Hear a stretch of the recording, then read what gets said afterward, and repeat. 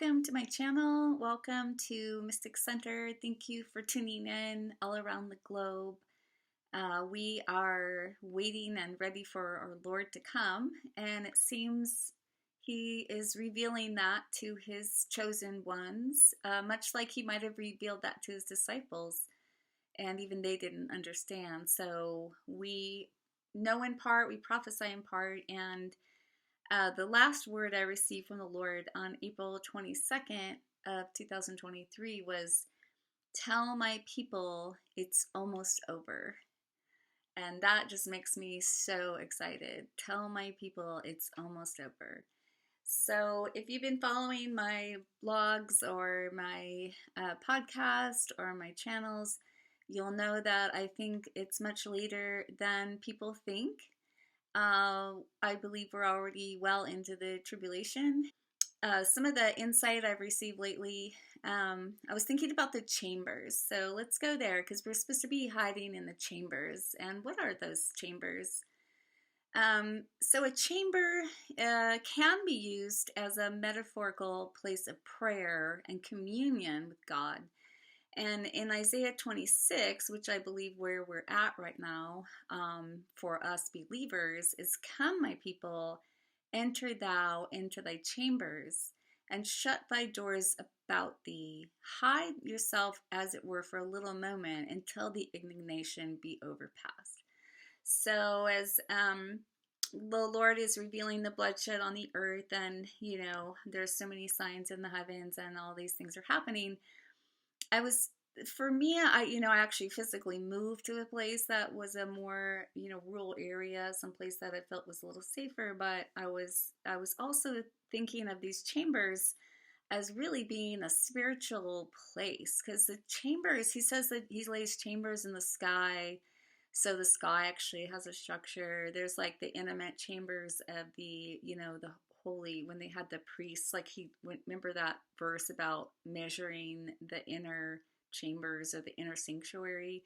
So we're really called right now to be in that inner place with Him, like that inner chamber or sanctuary with Him. And it really is not probably a physical place at all. It's even though we're closing the doors and putting the blood over us, it really is like we're in hiding with Him, like we are in those chambers with Him.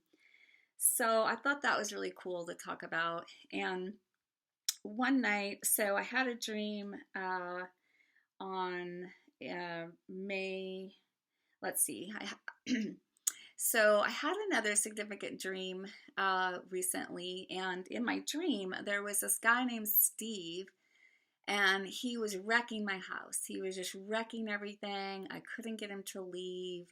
Everything was just disheveled.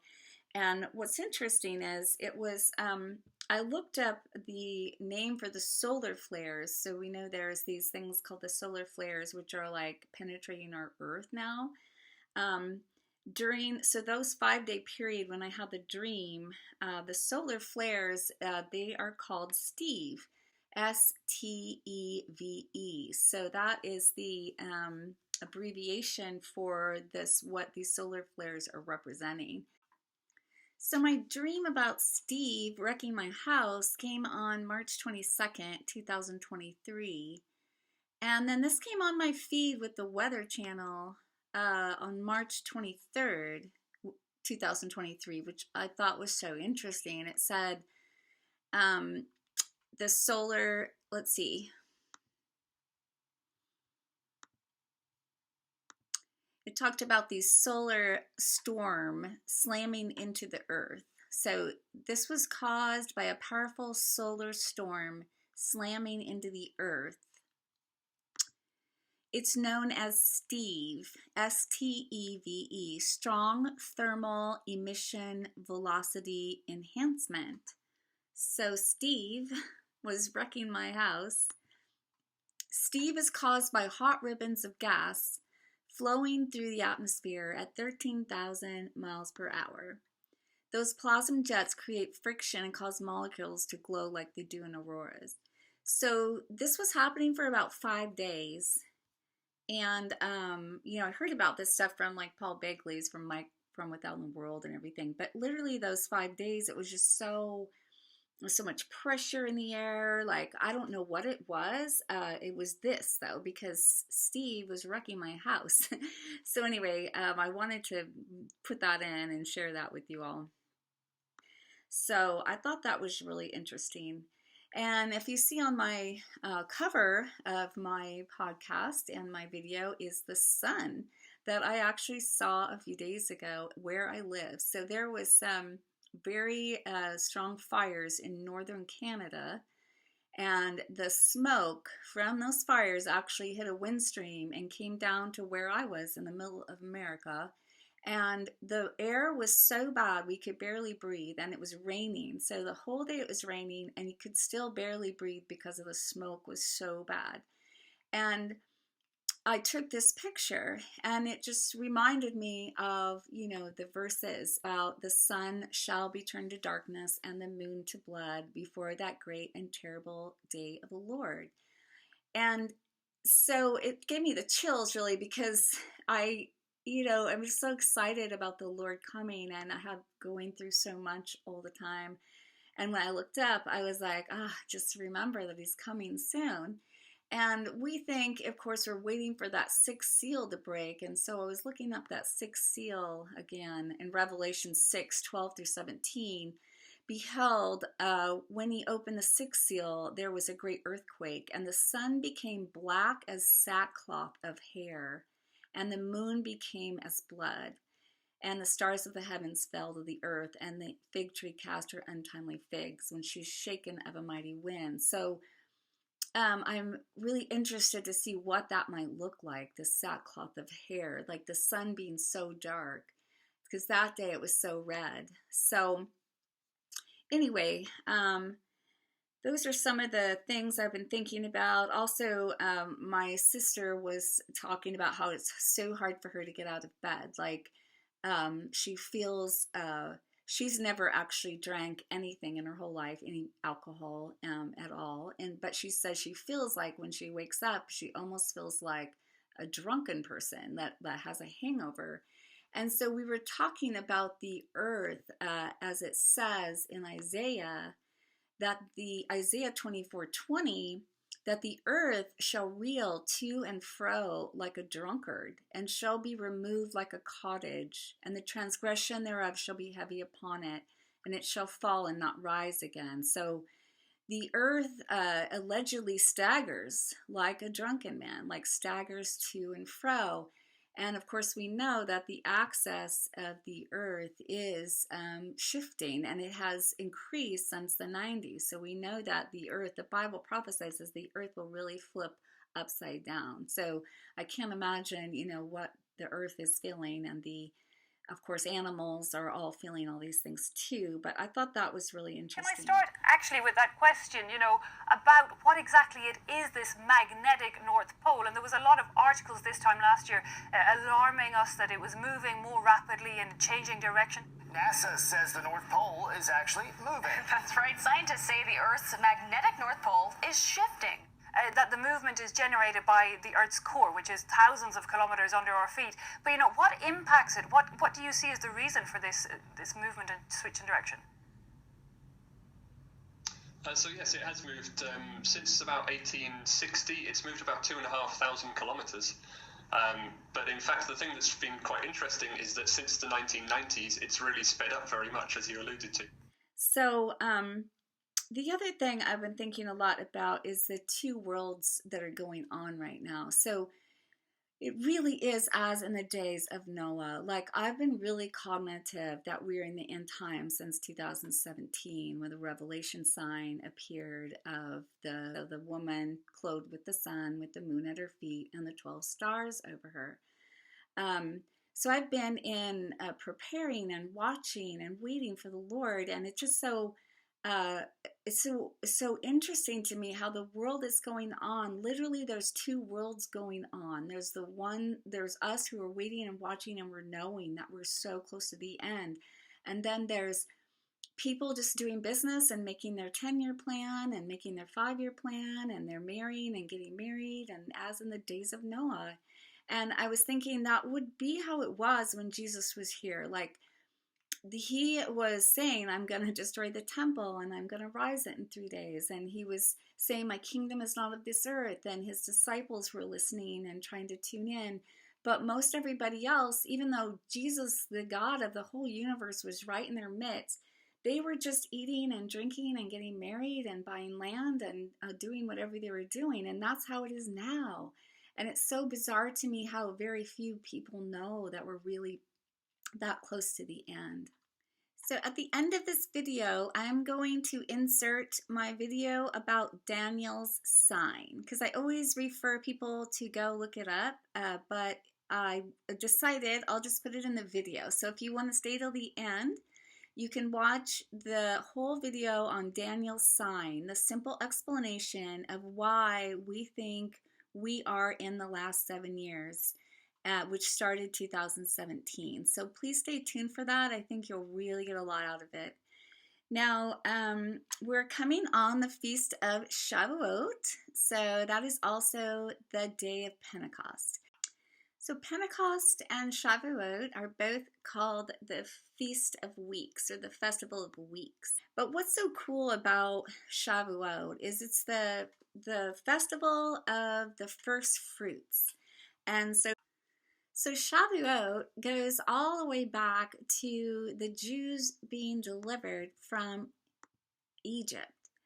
So according to the Torah, it took 7 weeks for the Israelites to travel from Egypt to Mount Sinai. The name Shavuot, meaning weeks, refers to the 7-week period. So now we know the Passover, they celebrate, was when God was judging Egypt. And the Israelites had to put the blood of the lamb over their door, right? So then 7 weeks from there, they actually got to their temple, to the mount where they were going to worship, the mountain of God, right?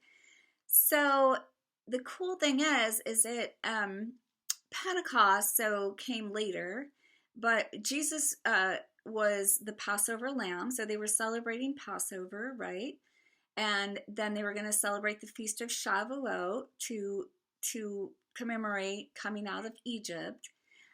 So Pentecost and Shavuot are both 7 weeks from the Passover. So they're both 7 weeks from the Passover. So when Jesus died as the Passover lamb, 7 weeks later from Passover, the Feast of Shavuot was taking place, which now we know is also called Pentecost, which was the first day of the church, the first day of the first fruits of the church. The reason I wanted to bring it up as well right now is because we are being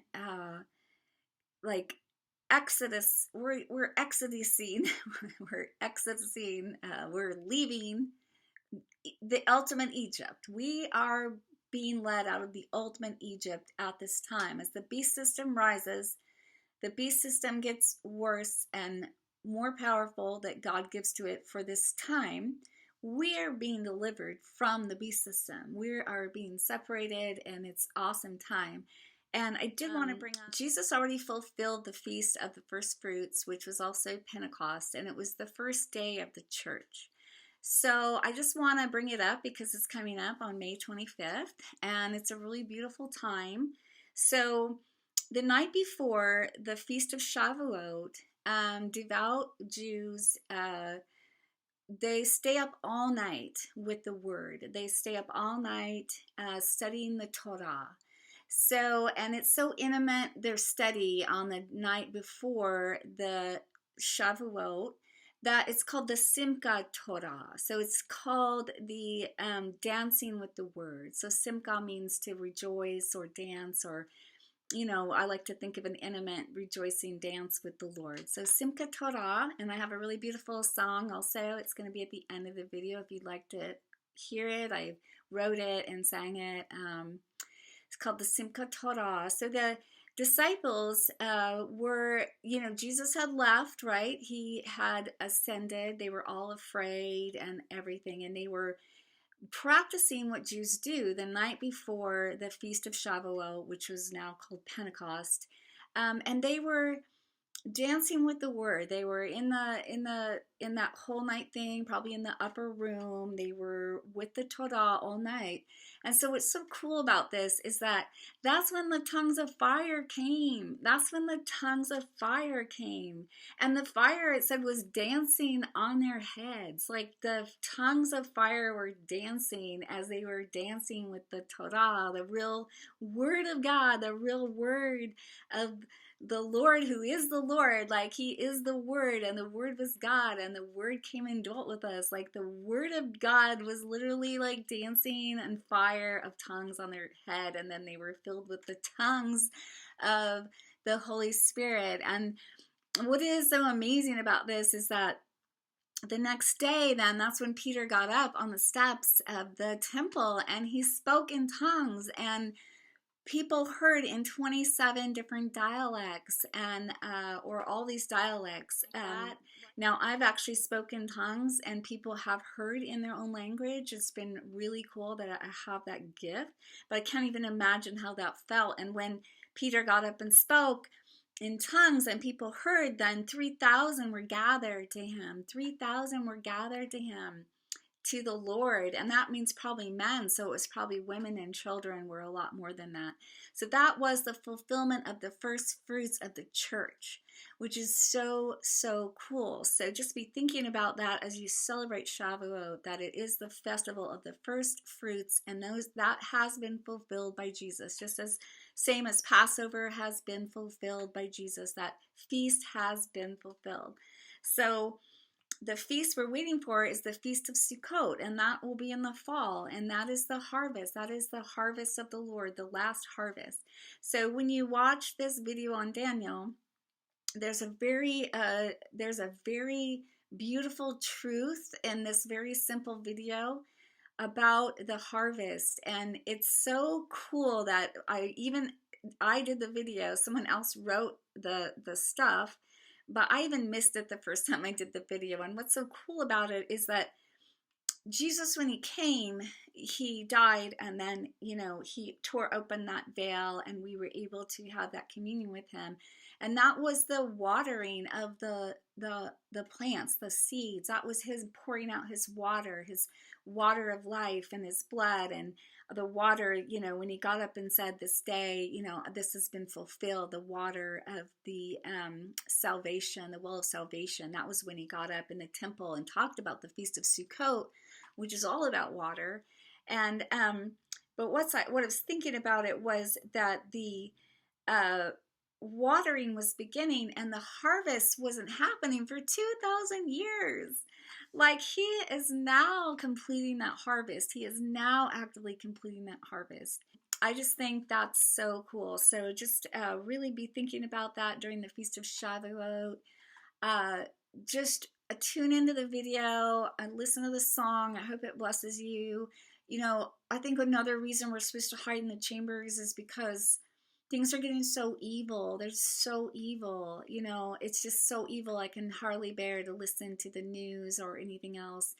And there's been such a step up of satanic stuff, such a step up of, blasphemy and blatant evil. The persecution, of the church is alive and going out all over. It's going to get worse before it gets better.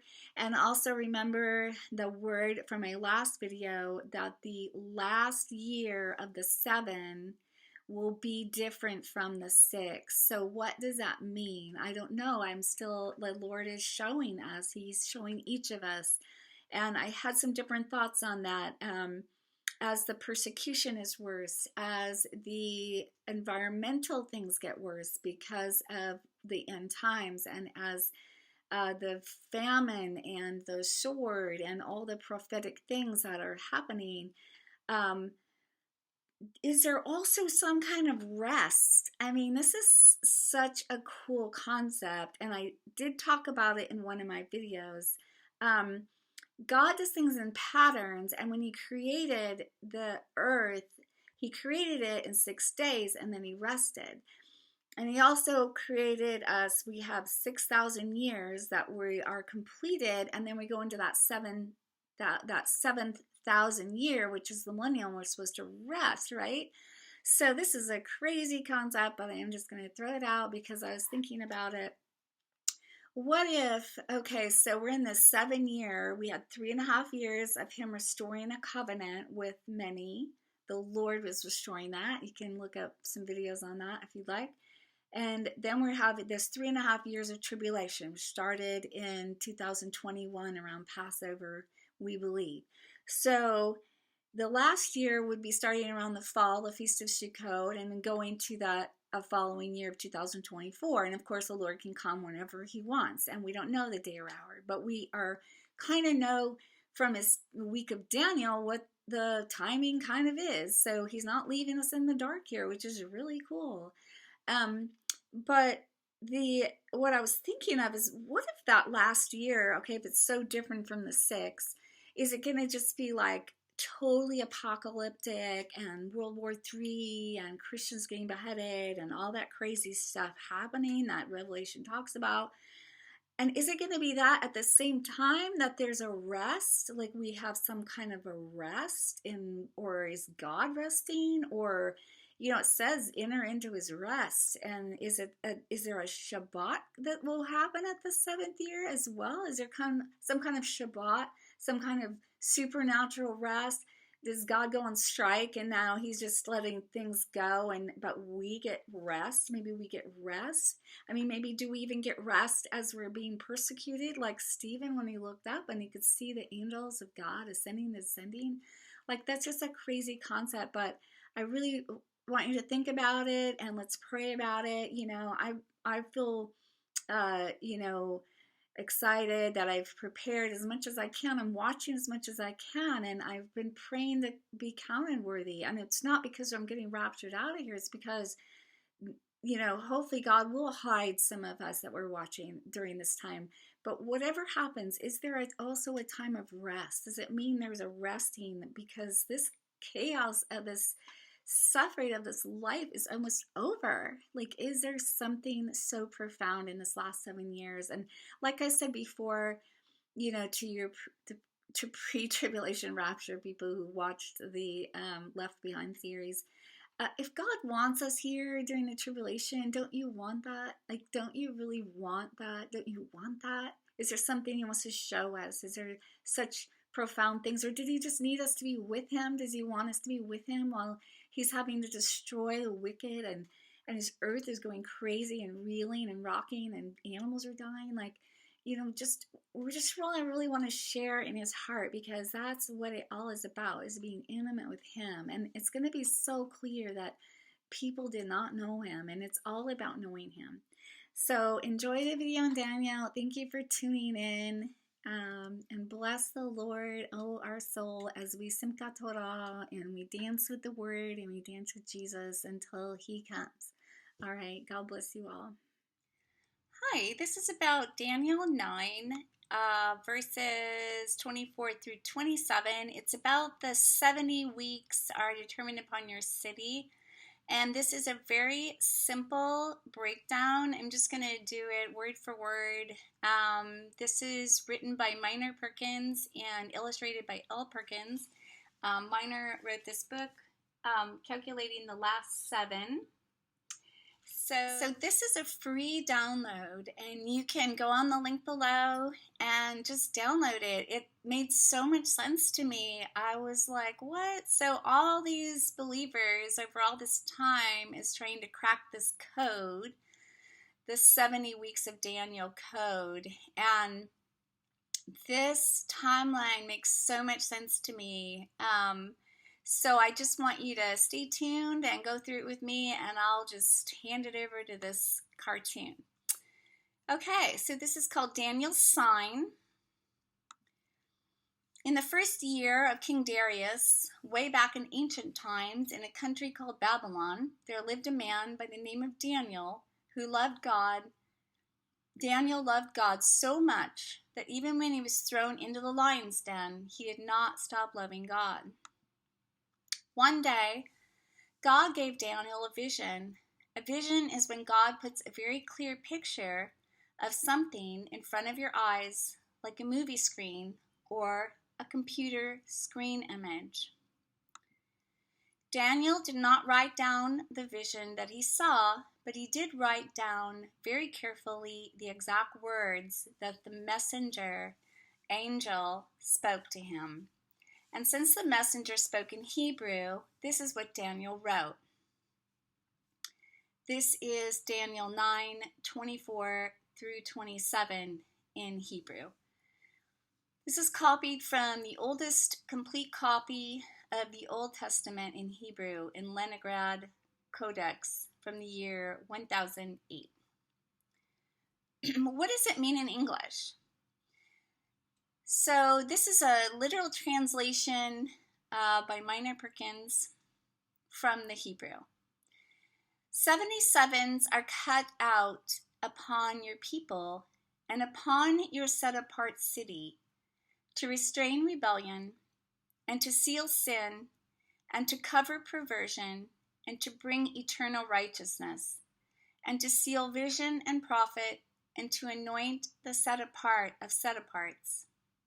And know and understand from the going forth of the word to restore and build Jerusalem until Messiah Prince are 7 sevens and 62 sevens. Again, and are built street, trench, bossed wall, but in distressing of times. And after the 62 sevens, Messiah is cut off and has nothing for himself. And the city and the set-apart place are destroyed by the people of the prince who comes, and the end is in a flood. And until the end, war is decided, desolations, and he strengthens the covenant for many 1 week. And in the middle of the week, he brings to rest sacrifice and offering. And upon the wing of disgusting idols desolating, and upon complete destruction, and what is decided is poured out upon the desolate. So that is a literal Hebrew study of Daniel 9:24 through 27. Have you ever heard of how spies use secret codes? Did you know God also uses secret codes sometimes? God and Daniel often spoke in secret code, and now God was giving Daniel a secret code, telling him when Messiah will come. When God created the universe and the earth, he also created time and several ways to count time. He created the earth orbiting the sun as one hand of his giant clock to count years, and he created the moon orbiting the earth as another hand of his giant clock to count months. And he created the earth to spin in his giant clock to count days. But what are the sevens? What kind of counting is this? What kind of time counting is this? How do we know when this verse has been fulfilled? How will we know when Messiah comes? Can you crack the code and see what God is saying to Daniel? Daniel 22 tells us he reveals deep and secret things. He knows what is in the darkness, and the light dwells with him. The universe and the earth, he also created the first week. He counted 7 days, and then he decided it was a good time to start counting again from the beginning and counted a new 7 days. We've been counting days and weeks like this ever since.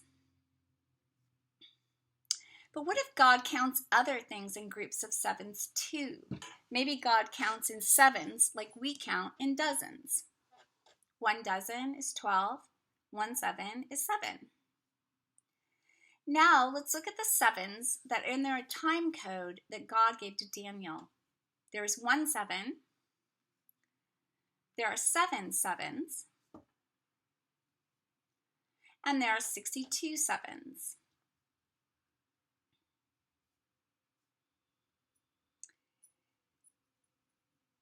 And there are 7 sevens plus 62 sevens. So those are the 62 sevens lumped with the 7 sevens, which makes 69 sevens. And there are 70 sevens. So there's the 69 sevens plus the last 7. That makes the 77s. Those are described in Daniel, which we just read. So if God counts in sevens like we count in dozens, and sevens can count days, weeks, months, or years, you can have sevens of days, sevens of weeks, sevens of months, sevens of years, and you could have 77s of days, 77s of weeks, 77s of months, and 77s of years. 70 dozens is the same as multiplying 70 times 12, which equals 840. 77s is the same as multiplying 70 times 7, which equals 490. This means that 77s of days is 490 days, 77s of weeks is 490 weeks, 77s of months is 490 months, and 77s of years is 490 years. So in the time code God gave Daniel, the 77s can be a total of 490 days or weeks, or 490 months, or 490 years. Now that we know what sevens are, let's look at the time code God gave again. 77s are cut out upon your people and upon your set-apart city.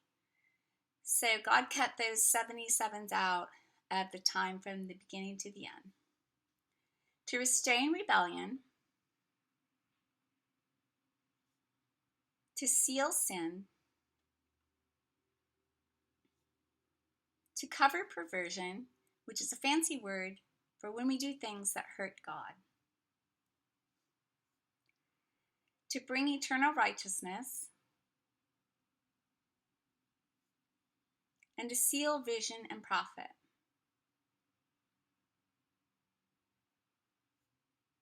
And to anoint the set apart of set aparts.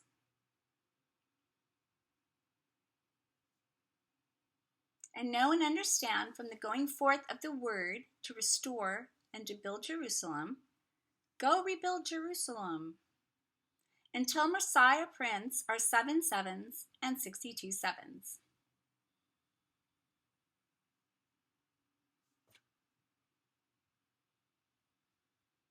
This is like saying from the going forth of the word to build a wall of blocks, go build that wall. Until dinner time are 7 hours. Again in our built, street and trench, bossed wall, but in distressing of times. So we know that Jerusalem's never been peaceful. It's a little cute drawing showing that.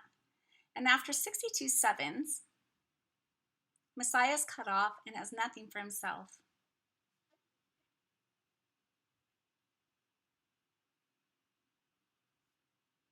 And the city and the set apart place are destroyed by the people of the prince who comes. That's Jerusalem. And the end is in a flood.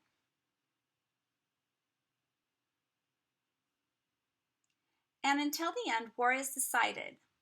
Desolations. And he strengthens the covenant for many 1 week. A covenant is a promise or agreement. So this has been just going through the verse by verse with little illustrations just to give you an idea of what Daniel might have been talking about. And in the middle of the week, he brings to rest sacrifice and offering. The Lord brings to rest sacrifice and offering. There's also a layering of the 7 with the 7 last week of Jesus' life, the week of the crucifixion, but I'll talk about that in another time. And upon the wing of disgusting idols desolating. So we don't really know what that means. Not going into that here. Until complete destruction and what is decided is poured out upon the desolate.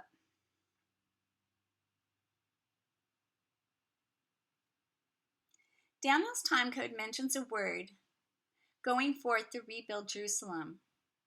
Has this ever happened? Yes. In 458 BC, 63 years after God gave Daniel this time code, King Artaxerxes ordered and sent forth the word that Jerusalem was to be rebuilt. And that was in the time of Ezra and Nehemiah when they were building the walls of Jerusalem. So what happened 7 sevens and 62 sevens after this date? Yeshua, the Messiah, came and was cut off and had nothing for himself, and spiritually brought to rest the sacrifice and offering. But the physical sacrifice and offering was not brought to rest at this time. 9 weeks from Daniel's prophecy, from the building of the walls of Jerusalem, Messiah came. Now, I think a lot of people know this, and then we've all been waiting for the last 7, this huge gap from that point. But I think the next part is what's so significant to me, and I think it's a real cracking of this code. So stay tuned, because our Messiah came once, and he's going to come again. So it would make sense that the 69 sevens wouldn't happen just once. After 40 years, the Messiah was cut off, the city Jerusalem and the set-apart place, Herod's temple, were destroyed, and sacrifice and offering were physically brought to rest. Yeshua came and fulfilled many, many prophecies that God had given to his people. But then Yeshua did something totally shocking. He said he was going to leave and be gone for a little while, but he promised he would come back and finish fulfilling all of the prophecies God had given his people. And he promised there would be a big wedding and that everyone who loved him would be invited. So since Yeshua did not finish all that he was planning to do the first time he came, maybe there is a part of this time code that shows us his plans for when he returns as well. But has anyone besides King Artaxerxes ever ordered that Jerusalem be rebuilt? And this is the cracking of the code that I think is so cool. Yes, sometime between the years 1534 and 1535, King Suleiman sent forth the word for Jerusalem to be restored and rebuilt. Go build the walls of Jerusalem. And the walls he built around Jerusalem are standing to this day. And even more incredibly, 62 sevens, 434 years later, in the year 1968, the new Israeli government ordered that Jerusalem be restored and built even more. Let's rebuild Jerusalem, the government of Israel decrees. So we had 7 sevens before, after the first building of Jerusalem, and then we had the 62 sevens. Now we have the 62 sevens after King Solomon says rebuild Jerusalem. And that leads us to the year 1968. So we know in the 6-day war that the Jews took back Jerusalem. And I've said in my videos about Luke 21, where that signified the time of the Gentiles has been fulfilled. So I find it really interesting that 1968, when the government ordered Jerusalem be restored and rebuilt even more, that would be the start of then the second 7 sevens. So even more incredibly, 7 sevens, 49 years later, in the year 2017, the new American administration announced they were officially moving their embassy to Jerusalem, and the two world powers, Russia and America, officially recognized Jerusalem as Israel's capital.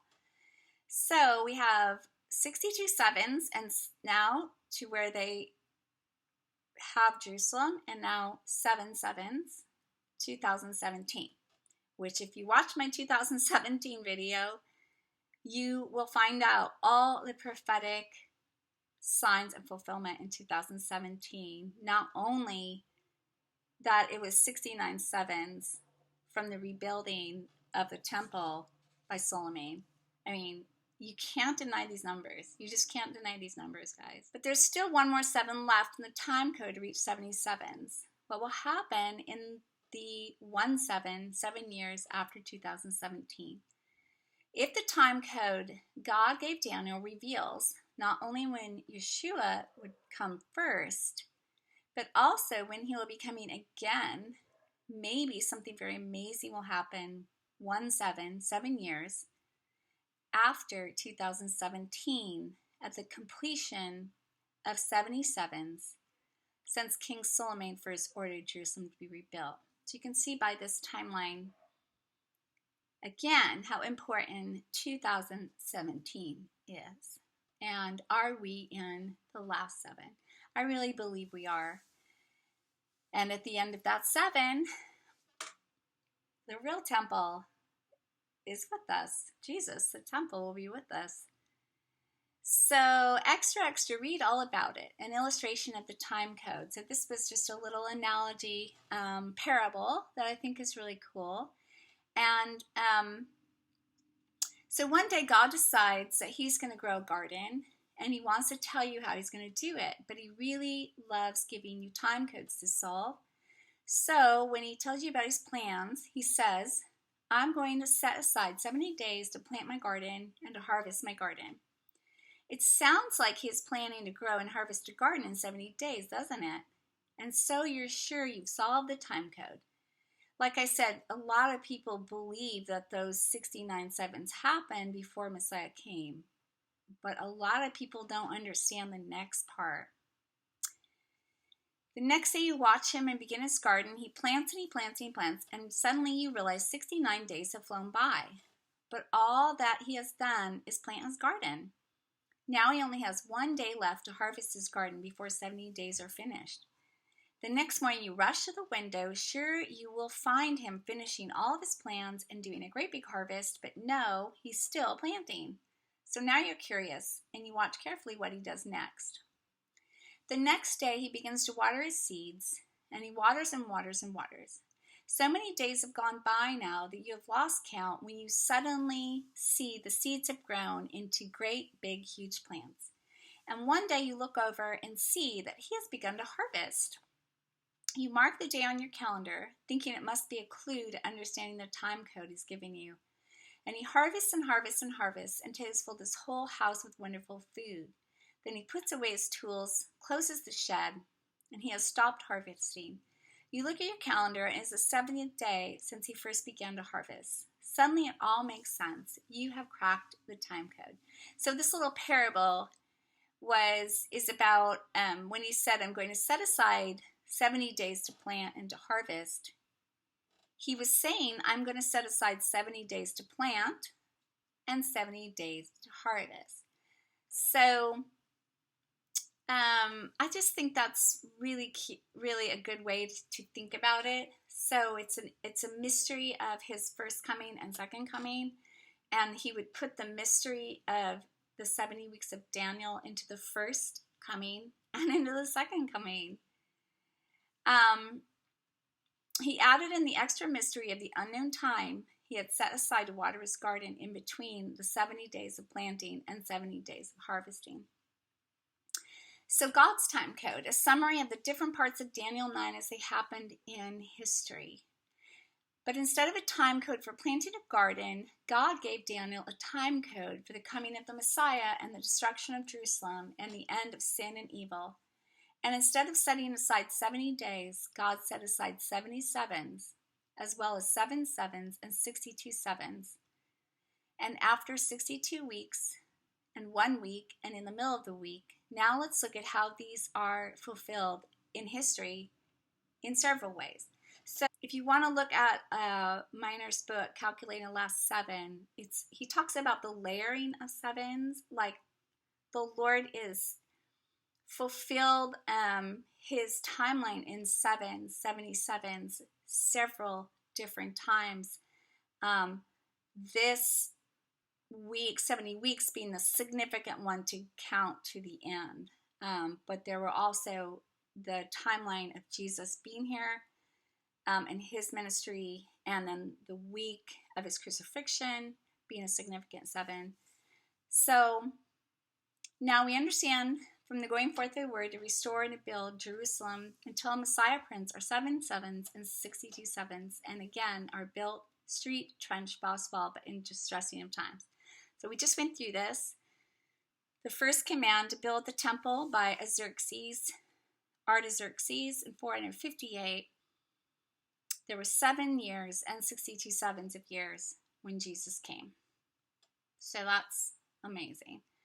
And after 62 sevens, Messiah is cut off and has nothing for himself. And he strengthens a covenant for many 1 week. And in the middle of the week, he brings to rest sacrifices and offerings. So, but we're going back to the second set of 69 weeks leading to the 70th week, when signifying the Lord's return. So the end is in a flood, and until the end, war is decided in desolations, and he strengthens a covenant for many 1 week. That was in 2017. He began to strengthen his covenant with many for 1 week, and I really felt it, and that's why this makes so much sense to me, because when the 2017 Revelation 20:12 sign happened, I could just feel the Lord strengthening his covenant with me. I mean, I could just feel it, and I felt more and more strengthened. I was asking Minor, how come other people aren't teaching this? And I guess there were a bunch of people, maybe about 10, who are scholars and decided as well. They tracked the 69 weeks from Solomon's command to rebuild Jerusalem. And they also came on the year 2017, but they thought that the rapture was going to happen. And because they believed the pre-tribulation rapture lie. So that lie has deceived many and is still deceiving many. So because they believed that and they didn't get raptured in 2017, they thought the last 7 years hadn't started. But it did start. It started quietly, but not that quietly. I mean, the Revelation 12 sign, like, hello, I was totally listening. I was totally paying attention to that. You can't make that stuff up. So there is also another person who believes this timeline, and I'll put a link to him. His name's Brother Cliff. And then there is another brother who believes that the last 7 is starting 2019. Just by the way, he calculated starting, I think, when Solomon's temple had, or not his temple, but the walls of Jerusalem had begun. I don't know all of that, but I'll put his link in here because I think it's interesting. So, are we in the last 7? I mean, no man knows the day or hour, but why would the Lord give Daniel that time code without a way to understand it? And this, to me, makes a lot of sense. Here's the Simchat Torah video. Sorry about the sound quality. It's not as good as I'd like. It's kind of echoey.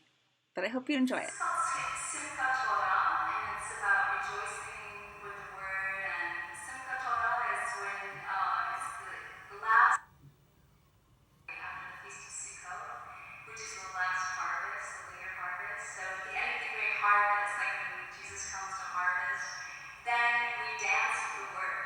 And that reminds me of being in that wedding feast with him. So Simchat Torah really means to rejoice with the word, but when they celebrate it, the Jewish people in synagogue to this day, they dance. They take out the scrolls of the Torah, the first 5 books of the Bible, and they all dance in the aisles with the Torah. So I think it's really beautiful, that whole concept. So